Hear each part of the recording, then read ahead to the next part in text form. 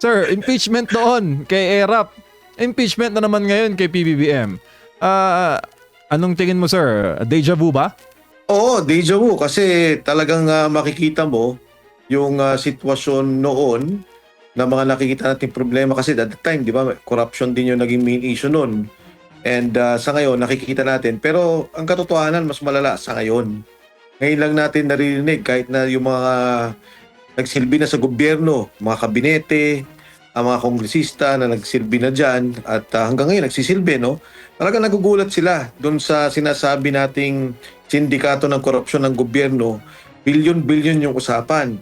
Alam nyo kung babalik tanaw nyo yung panahon nung kay Pangulong Estrada, parang napag-usapan doon, if I'm not mistaken, mga 1 billion mahigit lang. And ang actual na, kasi di ba meron doon yung Muslim Youth Foundation, sinasabi lang Bueteng Money, tapos kasama dito yung tobacco excise tax. Yung tobacco excise tax was about 160 million. At yun, na-convict ang Pangulong Estrada dahil dyan sa kasong yan. Na, at that time, nagkaroon naman ng pardon ang Pangulong Gloria Macapagal Arroyo kay Pangulong ERAP. Nung kay Pangulong GMA naman, nung panahon na siya naman ang kinasuhan, ang kaso was, nag-initial siya sa pondo ng PCSO na hindi naman siya kasama, no? Ang nandun lang sa ahensya, parang ang actual na pinag-usapang pondo is 360 million. And sinabi nga na yung dahil dun sa kanyang pirma, yun na, nagkakaso na. Dito, pagka pinag-usapan natin, isang issue pa lang, doon pa lang tayo sa Bulacan, isang proyekto pa lang, bilyon-bilyon na yung pinag-uusapan. Kaya nakakagulat na kung titingnan mo yung diversion of funds, yung PhilHealth, yung binanggit, magkano ba yun? Dapat 89 billion na transfer 60 billion. Saan inilipat? Yung 60 billion inilipat sa unprogrammed funds na ginamit din sa flood control. I'm sorry, yung talagang 60 billion ginamit sa flood control, dinivert. May pinag-uusapan na PDIC funds, 107 billion. Ito yung seguro o yung insurance natin sa bangko na ginamit din para dito sa flood control program. Tapos nakikita mo ngayon, no, yung si Alcantara, ang isinuli na diyang pera, kung di ako nagkakamali, parang 100 million ba o 120 million. May nagsoli na isang district engineer sa Mindoro ata, yung 40 million. Parang napakalaki. Diyan pa lang tayo nag-uusap sa mga district engineer. At yung kay Saldi ko na sinabi niya, deliver ako ng pera, 25 billion. Isang taon lang yun. E paano yung mga 3 taong nakaraan? Tapos ngayon, kanina sa committee hearing, ang pinag-usapan na delivery, 8 billion. So, nakakalula. Napakalaki ng mga pondong pinag-uusapan dito. Opo, by the trillions na nga, Kong, ang threshold ng korupsyon ngayon sa pamahalaan. Dati, 100 million lang yata yun. By the hundreds lang. Tapos, by the billions. Ngayon, trillion na pong pera ng bayan ang pinag-uusapan. Pero, Kong, ito pong impeachment complaint laban kay PBBM. Pag-usapan po natin, sir, yung mga grounds, no? Number 1 po doon, yung pag-surrender kay former President Duterte sa ICC. Kalawa, yung sinasabing adiksyon ng Pangulo, umano'y adiksyon na nakakaapekto raw sa kanyang paghuhusga at liderato. Kabilang din po doon sa grounds yung unprogrammed appropriations sa budget, yung insertion sa flood control, at yung ICI na ginawa umano para pagtakpan yung kanyang mga sangkot. Sa inyo pong karanasan sa House of Representatives, ito bang grounds na ito ay mabigat to impeach the President, sir? Alam mo, MJ, bago ko sagutin yung grounds na yan, ang critical kasi dito sa naging proseso ng impeachment, dati-rate, hindi klaro yung, hindi naman sa hindi klaro, kundi may house rules tayong tinatawag yung proseso na idinidikta ng alituntunin ng Kongreso. Kung yung rules ng Congress of the Philippines, yan ang sinusundan sa impeachment. Ngayon, dahil dun sa kaso nila kay VP Inday Sara, ikinlaro ng maganda. Ano ba? Sabi ng Korte Suprema, teka lang, totoo may political yan at may legal yan. Pero yung constitutional mandate ng impeachment at sinasabing pahalagahan natin ang prosesong to, wag nating babuyin, wag nating sirain, inilinaw yan ng Korte Suprema. Kaya kung minsan, may mga dati, di ba, may magpa-file, ang sinasabi nila, impeach me. Anong ibig sabihin? Para bang nagpa-file ka ng impeachment para ma-disbar mo na yung isang taon, kasi isang beses lang isang taon ang pwede mag-file ng impeachment. Ngayon, maganda yung mga binanggit mong kaso. Ano yung binanggit mo? Yung ICC kidnapping. Totoo yan. Yan ay isang pag-violate sa ating constitution na hindi mo sinundan yung proseso ng batas. Maging yung proseso ng ICC. Diba? Yung sinasabi nila, kahit naman dun sa agreement o yung treaty na ginawa ng ICC, sabi nila, susundan namin yung lokal na proseso ng isang bansa na miyembro. So, yung pagkakadakip kay Duterte, dapat yun, di ba, dumaan dapat sa proseso ng korte, nagkaroon ng warrant of arrest, kesa siya inilipad. Ang nangyari nga, ang lumalabas, parang ikunulong na siya dun sa Villamor, tapos hinintay talaga na lumabas yung warrant. Kung papansin mo, ang tagal nila bago na kinuha ang Pangulong Duterte. So that's one. Number two, binanggit yun sa drug addiction. Klaro din yan kasi siyempre ang isang Pangulo, lalo tigit na meron tayong mga kinabibilangan na mga sitwasyon na maaaring delikado sa ating bansa. Katulad ng West Philippine Sea, maaaring magkagera tayo dyan. Isang maling desisyon, isang maling salita ng isang presidente, problema na yan. At saka siyempre, yung pagpapatakbo ng gobyerno.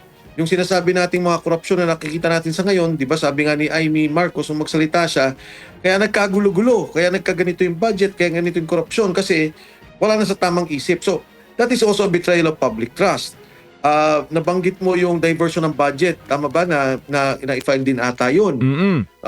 Hindi ko pa nakita yung eksaktong i-file ni Attorney Andre De Jesus na in-endorse ni Congressman Nisay, pero itong mga bagay na to kasi lumalabas na issue. Talaga namang napag-uusapan na to eh. Lumabas na Senator Amy, lumabas na yung sinasabing kidnapping, lumabas na yung diversion ng budget at korupsyon. Ang importante, yung bang ginawa mong impeachment case, tama sa forma, yan ang requirement ng komite, form and substance. Tama ba yan sa forma at tama ba yung substance? Pag nagkamali ka dyan, pag sinabi lang, okay, tama yung form, maganda yung pagkakalatag mo, pero yung substance mali o hindi mo, para bang naglagay ka ng kung ano nung ebidensyang walang kwenta, mabuvote lang dyan. Pwedeng iboto nila yan. Ngayon, ang kagandahan MJ Admar sa nangyari dun sa kay VP Inday Sara, hindi mo na pwedeng lukoy ng impeachment. Sabi nila, pag kami nag-file ng impeachment, immediately dapat ibigay sa Speaker of the House.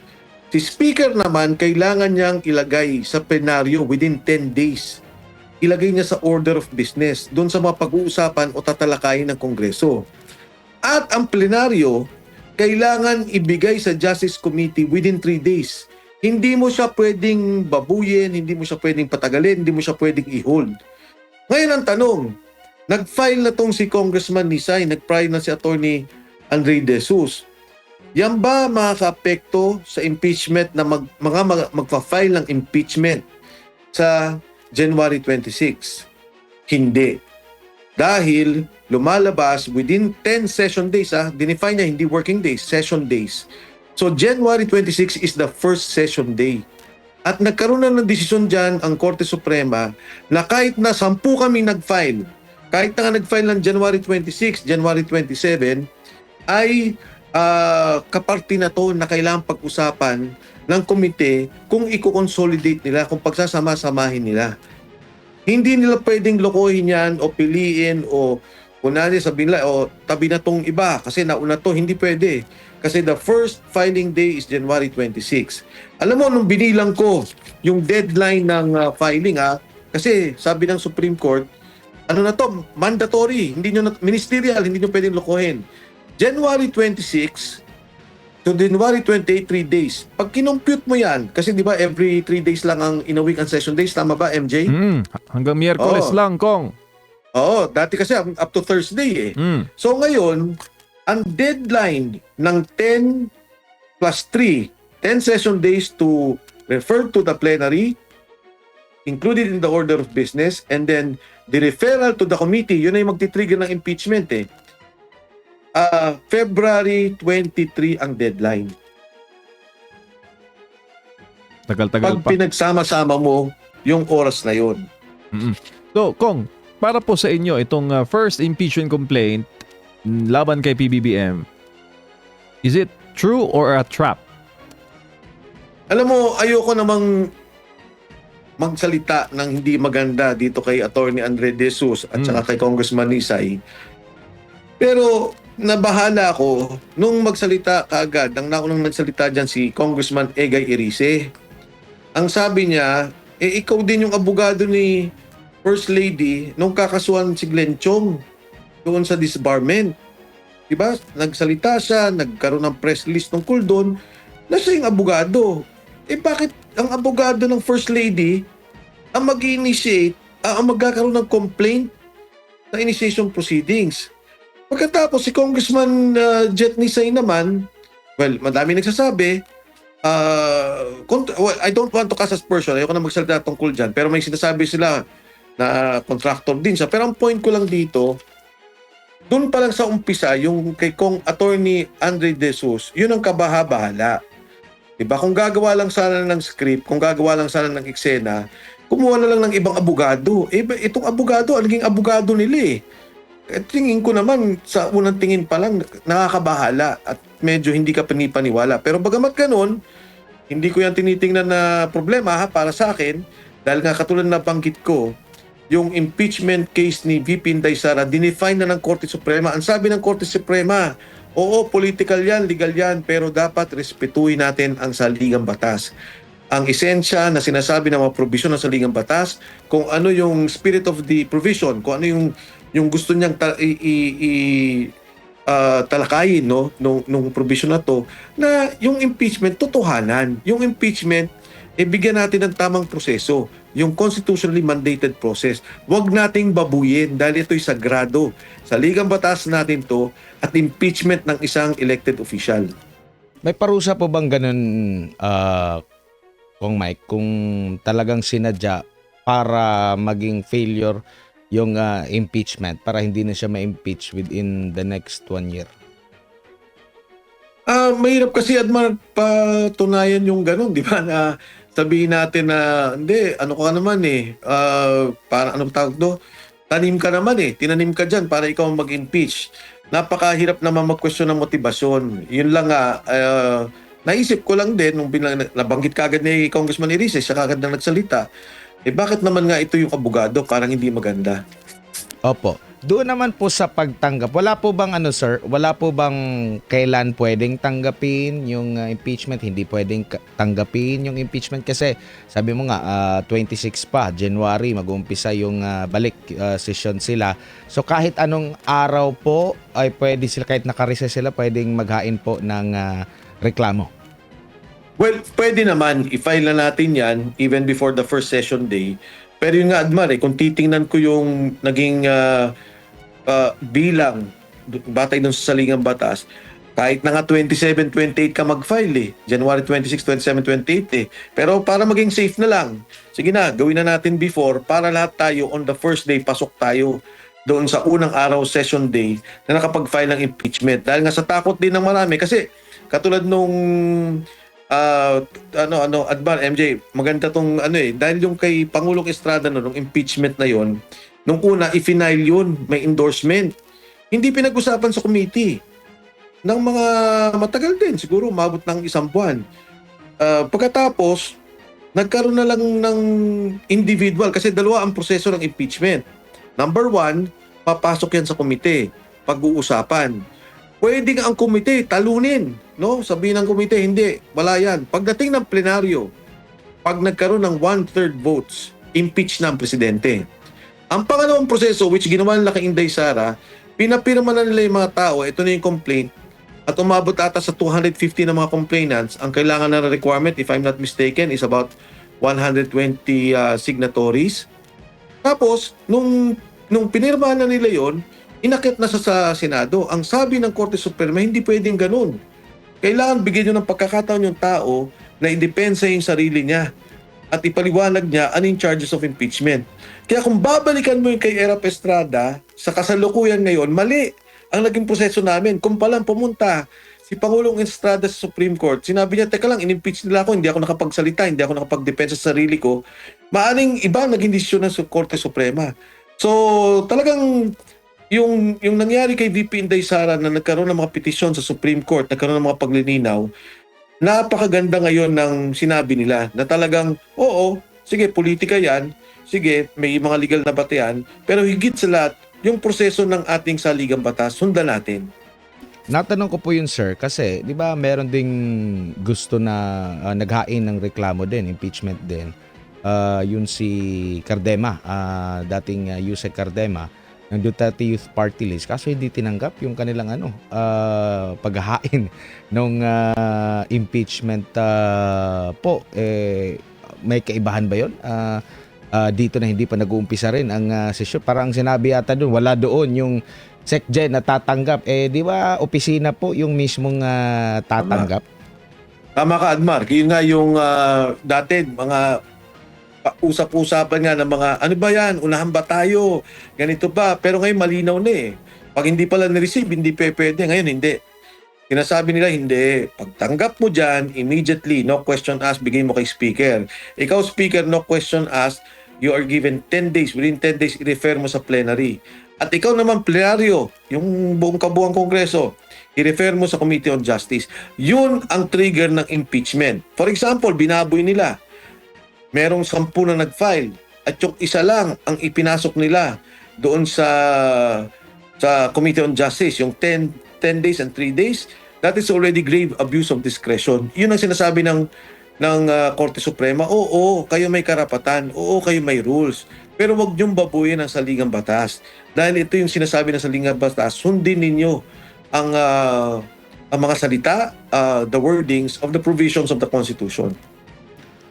Nakikita nyo rin po ba na maisasabay din dito yung impeachment laban naman kay Vice President Sara Duterte? Though, merong mga bulong-bulungan, merong mga naririnig tayo na parang nawawalan na ba sila ng gana na suportahan dahil meron daw mas mabigat na usapin ang kinakaharap ng ating bansa? Well, Adman, nakita mo naman, no? Marami na rin nagsalita dyan. Ang sabi ng marami, ito nga actually 125 million daw, di ba? Yun naman yung unang question nila, yung 500 million, di naman laki na question yun eh. I don't know if that would be included. But i-total mo na, 625 million na pumasok na sa proseso ng COA. At sinasabi na nga ng COA, nagkakaroon na ng mga liquidation. And in fact, dun sa 125, I think, a large portion of that, naiayos na yung mga ito billion-billion yung pinag-uusapan. Billion-billion yung mga nagiging problema. Tapos yung isa nga sabi niya, paano ko naman susuportahan yung impeachment? Sinasabi nila 11 million in 11 days yung kay BP Sara. Yung kay Presidente sabi nila 4.5 billion a year. Pagka divide mo by 365 days, that's 12 billion a day for 1 year. So, di ba, ang hirap at pag tinignan mo yung buong budget report, yung COA report ng lahat ng mga departamento, kahit ngayon, makikipagpustahan ako kahit magkano, billion-billion ang mga unliquidated, ang mga kailangan pang subject to liquidation ng iba't ibang mga ahensya because that is part of the process. Hindi sinabing merong anomalya. Ang sinasabi, ayusin mo yung mga submission mo, yung mga documentation mo.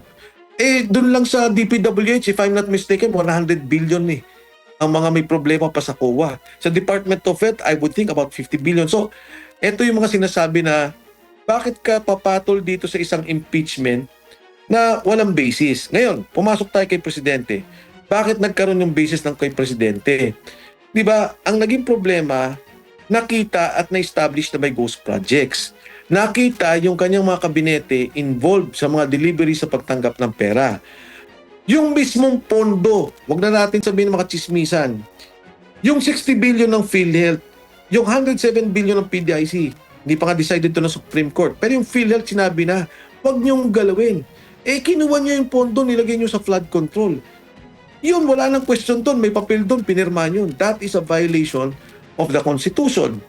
Yung mga ODA funds, di ba? Alam mo, maintindihan ko, Admar, at saka MJ, kung kunyari, nagkaroon ng, di ba, itong ODA funds, ano ba to? Panay Guimaras Road, yung subway natin, yung North Rail, South Rail connection, yung ating South Rail, long haul. So, madami to mga major projects. kinuha mo yung pondo natin dyan, for about 2 years, about 400 billion yan, naintindihan ko kung biglang nagkamarawi, nagkaroon ng biglang malaking problema. Teka lang, idadivert ko yung pondo. Kailangan ng tao dito ang tulong. Dinivert mo yung pondo, doon mo nilalagay sa flood control eh. So these are the questions that I feel personally na mga violations ng ating saligang batas. Violation yan ng ating saligang batas. Yan ay actual violation of the Constitution, yung mga binanggit na betrayal of public trust na kailangan sagutin ng Pangulo.